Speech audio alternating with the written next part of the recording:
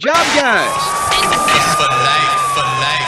The job guys. What's happening, everybody? The Job Guys back with you one more time. Nitro Nick couldn't make it tonight, so it's just me, Oos, Ryan, flying solo here on a Friday night, and that is because we have an emergency pod. You probably watched Smackdown or you knew about it anyway.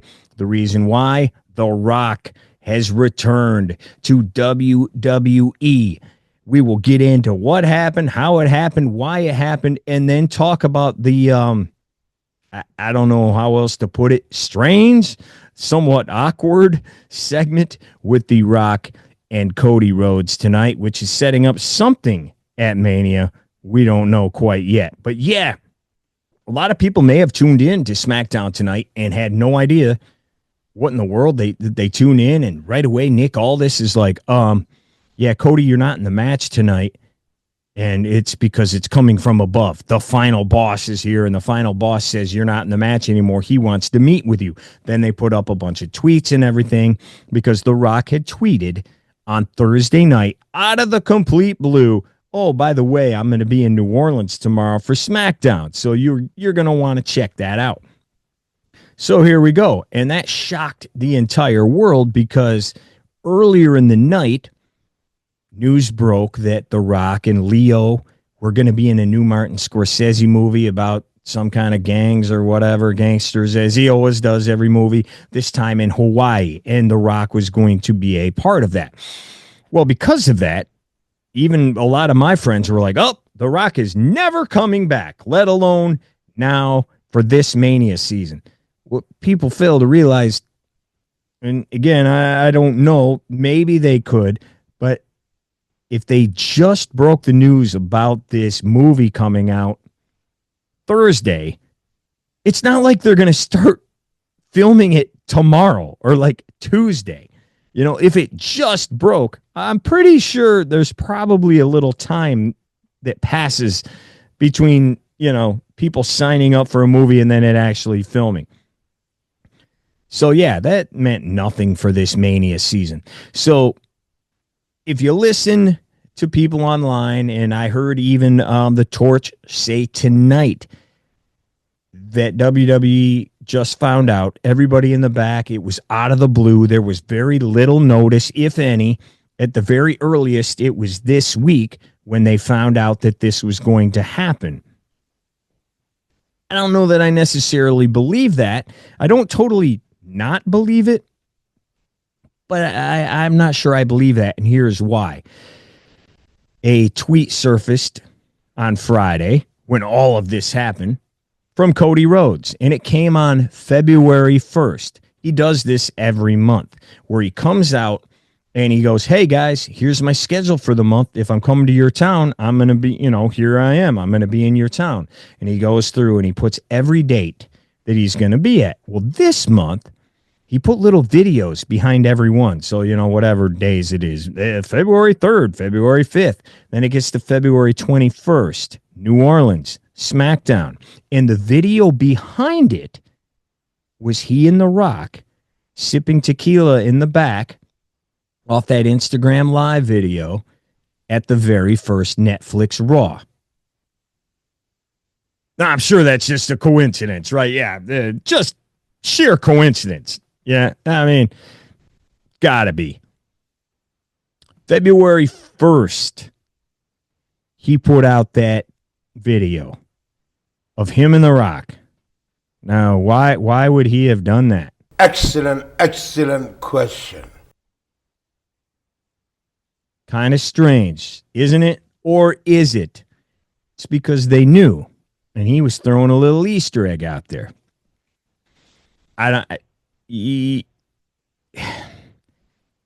Now, they canceled a bunch of matches that they tweeted or announced, you know, this match.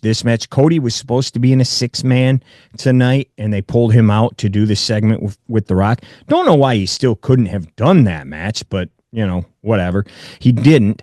So you could say, yep, see, that shows you the chaos. That's the chaos that The Rock has caused. Or they're playing into the chaos that everybody online, all the talk, all the jargon online is about. oh, this guy does what he wants. He shows up when he wants. He screws up all the plans. Look what he did last year at Mania. Maybe they're playing into that. Not sure. Maybe he did call yesterday. I find it hard to believe, though, that he literally on Thursday goes, hey, Trips, I'm coming. I don't know that I totally believe that.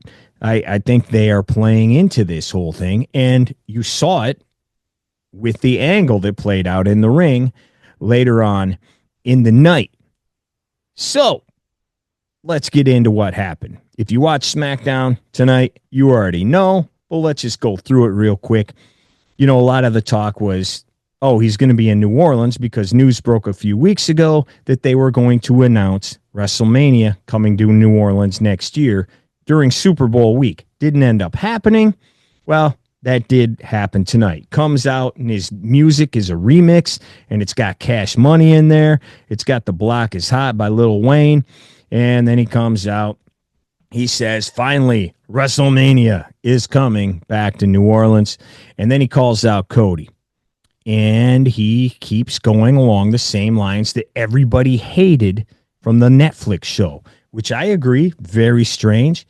Last year, they leave him laying. They fight night one of WrestleMania, leaves him laying in the street, makes fun of his mom and all that stuff. Then they had the angle they did the night after where he says he handed him something, or he did hand him something, and then, you know, all that talk that we assumed was going nowhere because Rock sees Cody in the front row and he's like, hey, brother, you're the man. What a great job you've done when I'm gone. You're carrying the ball. You're the quarterback. You're great, man. Great job. And everybody's like, wait, aren't they supposed to maybe fight? Why on earth are they friends now? And then the tequila sipping thing in the back. Well, they keep playing that up. And then The Rock says, even our parents have become friends since last WrestleMania. And he shows a picture of the two moms hanging out. Yeah, we're great. We're cool now. I really love you.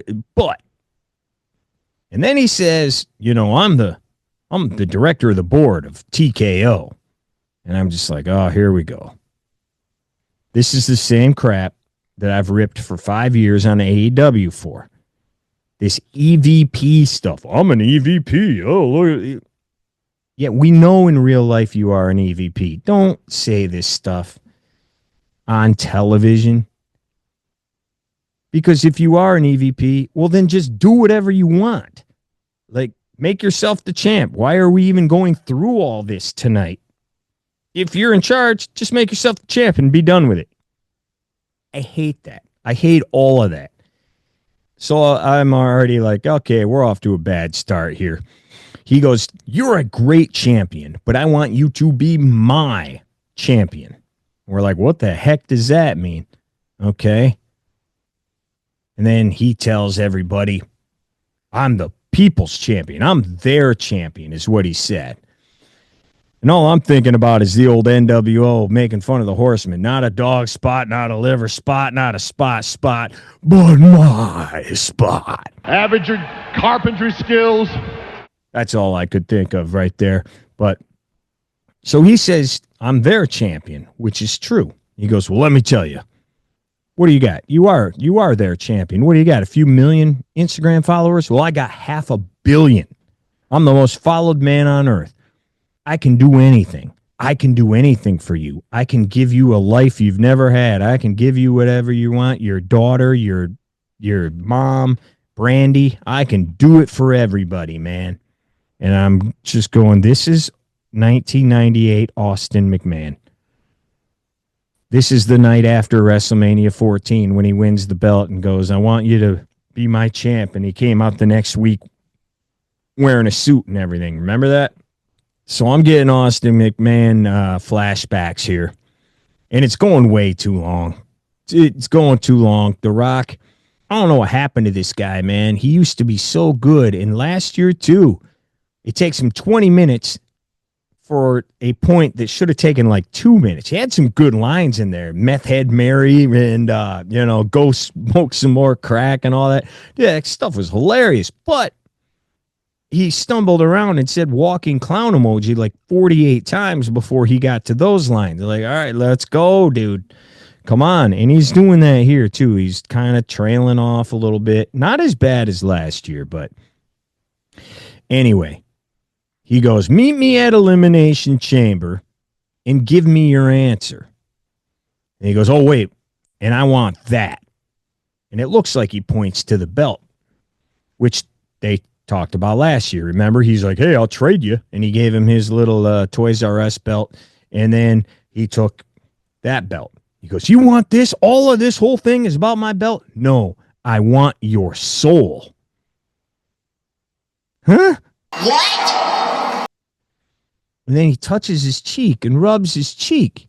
I'm like, how long have you been in Hollywood, pal? This is like some perverted Hollywood casting couch crap. Like, did Diddy write? Who wrote this segment? Diddy? Take that, take that, take that. What on earth is this, dude? What are we doing? It totally record scratch. I want your soul. It just weirded me out. And I'm not alone looking at tweets of other people and talking to other people. I mean, are they going to change the name of Elimination Chamber to the Freak Off now? Yeah, the Freak Off, March 1st, Toronto. Be there. Are they setting up Mania Night 2, The Rock against Cody Rhodes, World Championship on a baby oil on a pole match? What? It was weird. It was off-putting.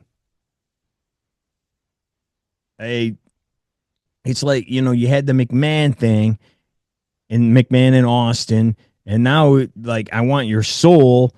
It's kind of weird. It could be the Taker. Remember the corporate? Is he putting the corporate ministry back together here? What are we doing? It was odd. And if this was all just thrown together, is this all they could come up with after the Netflix thing, which ticked everybody off? If they really are going to go with Cody and Rock at night 2 of Mania? Strange, man. And I'm just sitting here going, because, I'm in Michigan. Michigan State played tonight for some reason. First place in the Big Ten on the line on a Friday night. And it's 5 minutes left to play in the game. It's like a 6-point game, and then The Rock comes out. I'm like, I missed the end of the game for this? For Diddy? So, very strange. The other thing I want to say real quick, why does he keep swearing? Why? Quit swearing, dude. Because he was making a point about last year about how he took Cody's spot and then gave it back to him and all that. And he said something that popped the crowd. Maybe they just popped because he swore, but the whole 5 seconds got bleeped out. And I'm like, no, that was probably important. And we didn't hear it. And he did that last year too. And then in the press conference afterwards, he did it a bunch. Dude, when you were at your peak in the Attitude Era, you said a lot of risque stuff, but you didn't have to drop F-bombs left and right. Why do you feel you need to do that now? Like, save that for Instagram, dude. Like, you don't need to do that here, man. Like, it ruins your promos. Like, I don't know, maybe it wasn't an important thing, but it seemed like whatever he said was probably important, and we didn't hear it. So they doubled down on that whole thing. What are we doing? Why did this happen? A lot of people say it's because Rock in real life, he's just an egomaniac, and might very well be true.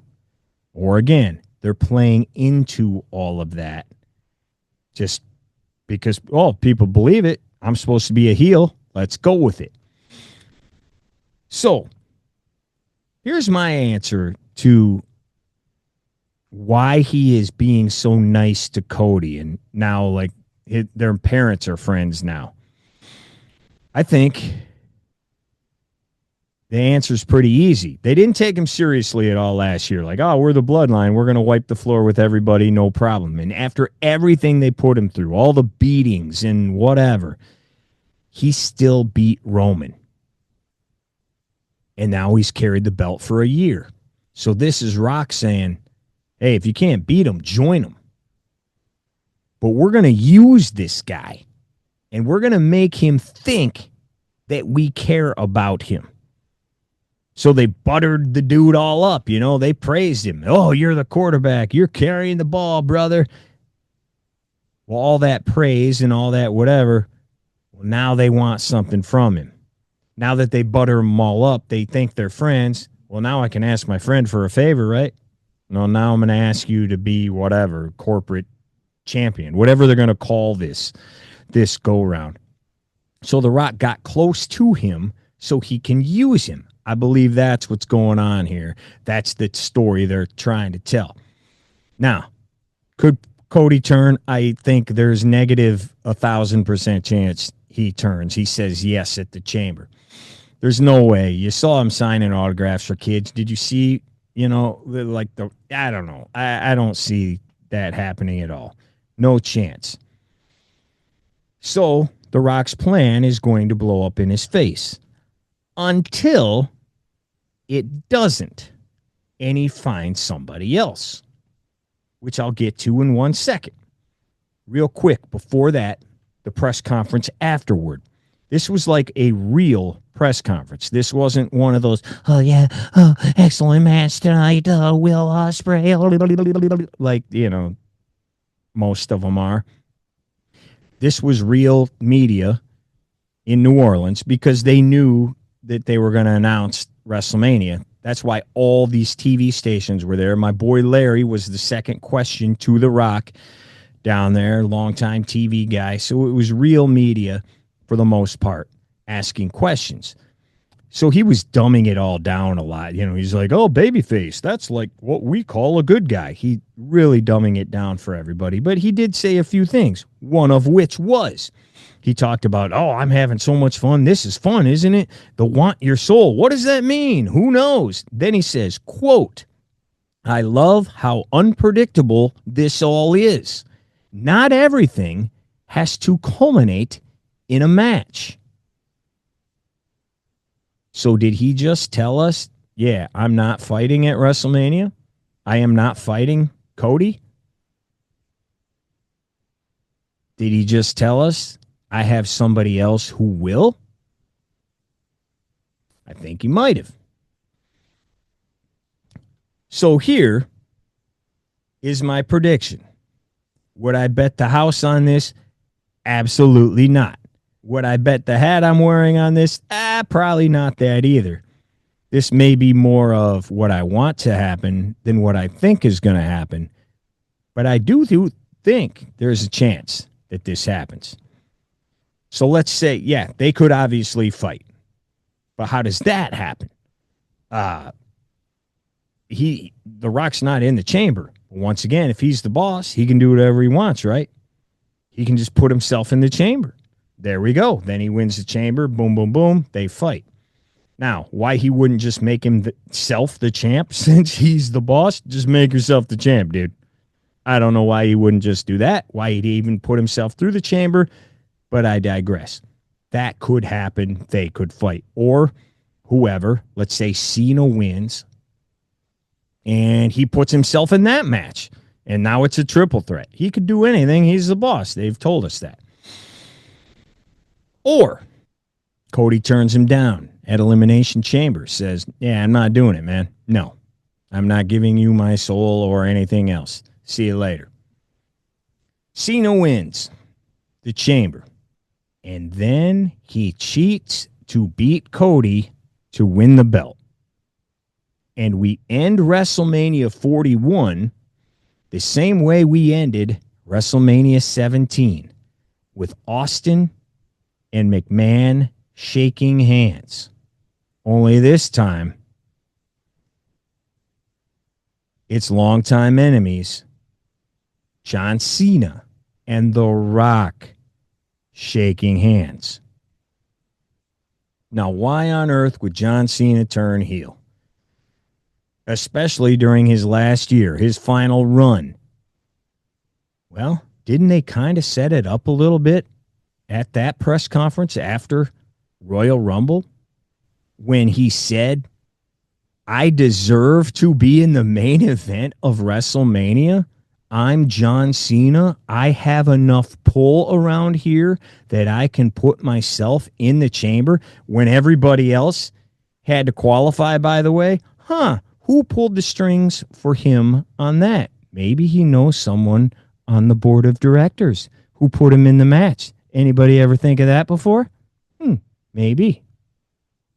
He then said, it's best for business that John Cena is in the main event of WrestleMania.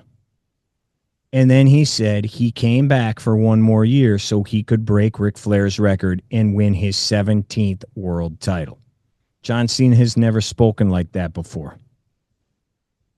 And he wouldn't take questions either. He just made his statement and walked out.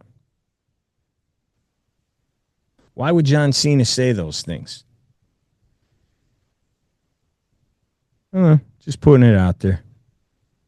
Why would John Cena say those things? Very interesting. Oh, yeah. Also, when was the Royal Rumble? Pretty sure it was February 1st. The same day Cody Rhodes put out that tweet that said, I'll be in New Orleans February 21st, and had a video of The Rock behind it.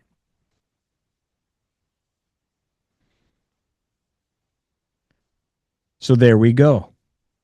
John Cena finally turns heel. And he can do his now whole comeback heel, but he's torn the whole time. He knows that he sold his soul to the devil. He knows he did. And he's torn the whole time. And you can tell he's battling it the whole time. Anakin Skywalker fought this style, when he joined the Emperor and he killed all the kids and killed all the Jedi and whatever. You knew that he didn't want to do it, but he did it. And then in the end, he'll do the right thing and turn back. And it might not be his last match that he does that. It could be like at Survivor Series or something. And then he can be the real John Cena for the last month. And maybe he fights The Rock for his last match. I don't know. Or he fights somebody in his last match. And that is, that'll be it as a good guy. I think that could happen. To me, that's the only way this whole John Cena return is interesting in the least. And this is a guy who has defended Cena for his entire 20 years. I'm a Cena fan. I like Cena. I never understood why people didn't. But at the same time, I don't want to see the same aw shucks promos. And this is a great company for the next however many months. I think it'll get old real quick if that's all he does during his return, and he just plays the hits. And another match with Punk, another match with Randy Orton, another match with, whoever, name the guy. I think that'll get old real quick. At least hint at a heel turn to give him something, some kind of interest for this return. I think it'd be great. I think they would sell more tickets like this. Now, would maybe sell as many shirts? Maybe not. But I think that would draw interest from ratings because we've never seen it. I think it'd be great. And, not everything's going to be Hulk Hogan, and everybody always compared him to Hulk Hogan because we'd never seen a heel Hogan. But I think it could have the same effect. I really do. I hope they do this. It's the only way this thing is interesting to me whatsoever. I know that's just me. You sure, Ryan? But whatever. Is that insane? Please tell us in the comments. Please hit like. Please hit subscribe. Share this if you can. All that kind of stuff. Watch our archives. We got tons of cool stuff that we have done over the past, I don't know how long, couple of years. Check them out. We just did a great show on the 1990 main event where Buster Douglas was the special referee filling in for Mike Tyson, who had lost to Buster a couple of weeks earlier. That's a great show, great look back, great run back. Please check that out. It's a fun one for you to check out. We will have a ton of WrestleMania stuff coming up the next couple of weeks already in the can. Stuff lined up that we are going to drop on the road to WrestleMania specific podcast for you. And of course, we will be here 1 week from today, Elimination Chamber on Saturday. Whatever happens there, Cody says yes, Cody says no, and maybe Cena wins. We will find out all of that stuff on Saturday night. Nick and I will be right here to run that sucker back on Saturday. So hopefully you can be here to join us for that. But please let us know what you think. Were you put off by this show tonight? Was it strange? Did you like it? Did you think it was cool? Are you glad they are going back possibly in some form to Cody and The Rock? A lot of people were interested in that a year ago and wanted to see that. A lot of people, me included, wanted Rock Roman. Doesn't look like we are ever going to see that match. But yeah, a lot of people are excited about it. Are you glad they did? And are you glad this is the way they're doing it? But what do you think? Will they fight? Will they not? Is my Cena theory insane? And if you think there's going to be a corporate champ, who's it going to be? Please let us know in the comments below. We would appreciate it so much. Nick will be back here Saturday for the podcast. Till next time, job guys out. You smell something, it's us, because we're the stuff.